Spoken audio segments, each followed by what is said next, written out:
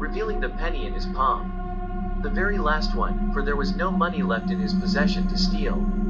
He heaves the bag onto his back and runs. 3 blocks away, a truck is parked on a steep hill. Its parking brake fails, sending it rolling forward. It's night, and the normally bustling street is empty. He stops at the intersection to catch his breath. It's safe to walk now.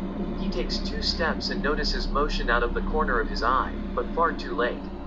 The truck slams into him, carrying him further and crushing him against a wall. He drops the penny. She listens as the radio details an accident to nearby officers. An opportunity. She slaps the cameraman awake and drives to the scene, beating the police by precious few seconds. She goads the cameraman to film the man's splattered remains, which he accomplishes very briefly before vomiting. She is annoyed but satisfied the footage and her reporting will lead to a spot on primetime. As she leaves, a glint on the ground catches her eye. The penny.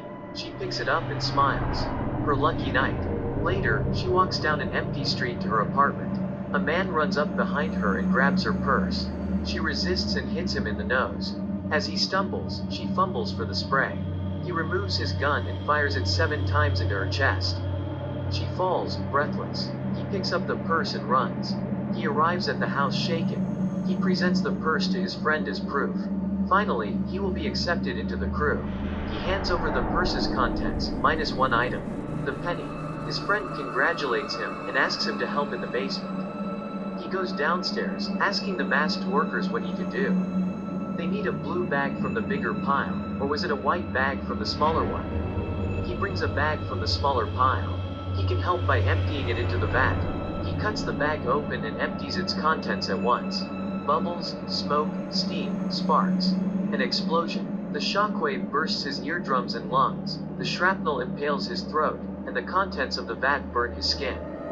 The penny is sent skyward with the majority of the house's contents. 300 meters away, the penny falls gently onto the grass next to a bush.